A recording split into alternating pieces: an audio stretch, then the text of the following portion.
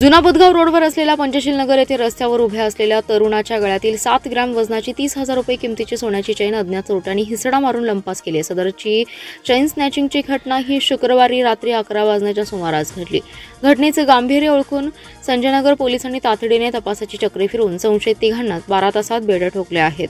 सारंग दिलीप वारे, दीपक दगडू सकट आणि प्रतीक मनोज कांबळे अशी अटक केलेल्यांची नावे आहेत. या प्रकरणी रोहन महेश दाभोळे यांनी संजयनगर पोलीस ठाण्यात फिर्याद दिली होती.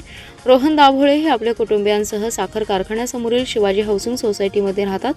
दाभोळे हे शुक्रवारी रात्री पंचशील नगर येथील दुर्गामाता मंदिर समोर मित्रासोबत बोलत उभा होते. यावेळी रात्री 11 वाजण्याच्या सुमारास 3 अनोळखी 19 ते 20 वयोगटातील मुले त्यांच्या शेजारून निघाली होती. यावेळी दाभोळे यांचं लक्षण असल्याचं पाहून त्यातील एका तरुणाने त्यांच्या गळ्यातील 7 ग्रॅम वजनाची आणि 30,000 रुपये किमतीची सोन्याची चैन हिसडा मारून पळून गेले.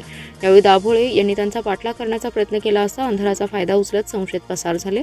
घटनेचे गांभीर्य ओळखून संजयनगर पोलीस ठाण्याचे पोलीस निरीक्षक बायजी कुरळे यांनी तातडीने गुन्हे प्रकटीकरण शाखेच्या पथकांसह संशयितांचा शोध सुरू केला. यावेळी संशयित तिघांनी सदरची जबरी चोरी केल्याची माहिती दिली. सदर तिन्ही संशयितांचा शोध घेत त्यांना ताब्यात घेतला असून कसून चौकशी केली असता सदरचा गुन्हा त्यांनी केल्याची कबुली मिळाली. यावेळी त्यांच्याकडून चोरीतील चैन जप्त केली आहे.